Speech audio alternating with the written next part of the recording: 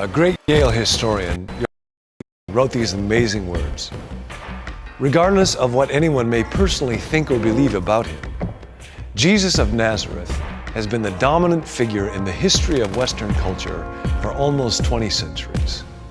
If it were possible, with some sort of super magnet, to pull up out of that history every scrap of metal bearing at least a trace of his name, how much would be left? And now we study the life of the man who changed the world, because he is changing lives still.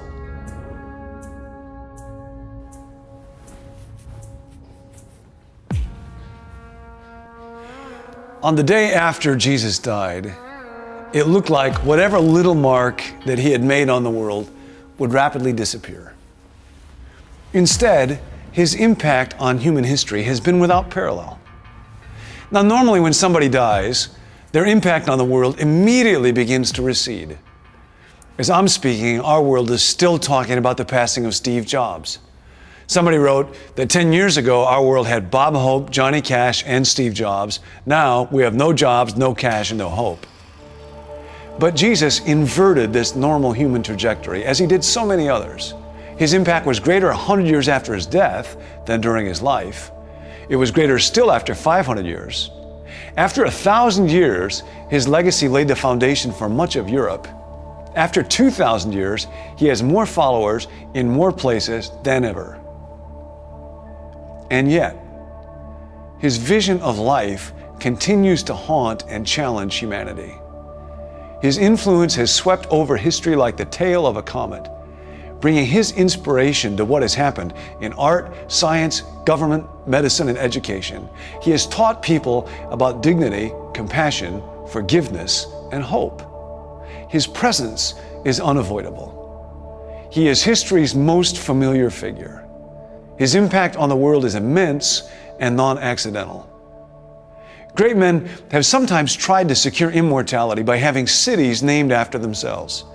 The ancient world was littered with cities that Alexander named Alexandria and Caesar named Caesarea.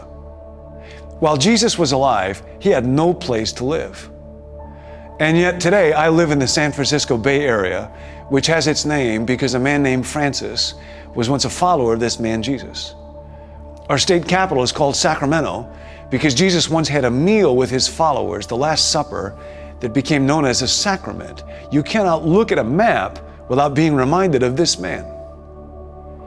Powerful regimes have often tried to establish their importance by dating the calendar around their existence. Roman emperors would date events according to the years of their reign. They marked past history by the founding of Rome itself. The French Revolution tried to enlighten everybody with a calendar that marked the reign of reason. Soviet Union dated time from the deposing of the Tsar and when power was given to the people. Now, the idea of Jesus trying to impose a calendar on anybody was laughable. His birth itself was carefully noted by Luke according to the Roman calendar. In those days, Caesar Augustus issued a decree, while Quirinius was governor of Syria, and so on. From complete obscurity, Jesus came to public attention for the blink of an eye, maybe 3 years, maybe less. And yet today, every time I look at a calendar, every time I date a check, I am reminded that chronologically at least, this incredibly brief life has become somehow the dividing line of human history.